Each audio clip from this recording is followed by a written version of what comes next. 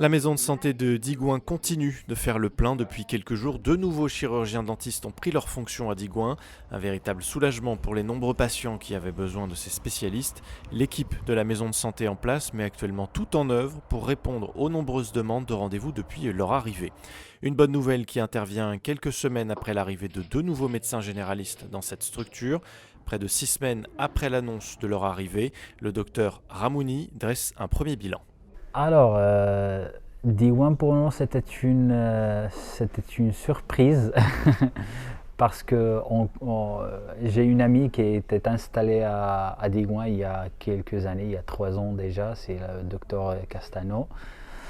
Un jour, elle nous invitait à la visiter. Et quand on est arrivé, vraiment, on a beaucoup aimé l'entourage, on a beaucoup aimé la façon de travailler surtout. Elle nous a expliqué un peu, elle nous a raconté comment ça se passe en France. Donc c'est une manière différente d'envisager la médecine de famille. Et bon voilà, donc avec des possibilités surtout de développement et tout, on a décidé de venir à Digoin. Sa compagne, le docteur Ruiz, devrait prendre ses fonctions très prochainement, le temps de régler les dernières formalités. Une intégration idéale pour ce couple de jeunes médecins qui ne regrettent pas leur choix. Alors l'installation, ça se passe très bien. Vraiment, je suis surpris.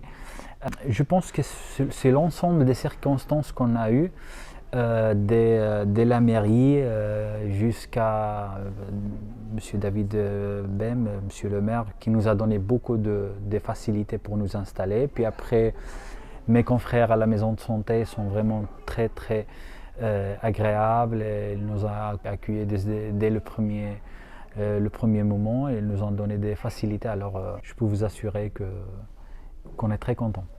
Personnel de la maison de santé et élus municipaux restent mobilisés conjointement et poursuivent leurs efforts pour attirer de nouveaux professionnels de santé à Digoin.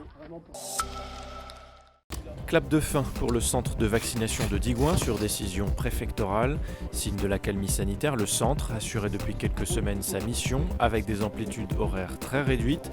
Grâce à la mobilisation du centre de secours, d'agents communaux et de l'ensemble des professionnels de santé, le centre de vaccination aura permis l'administration de plus de 20 000 doses en 10 mois. Désormais, pour vous faire vacciner, il faudra vous diriger vers Paray-le-Monial ou la médecine libérale.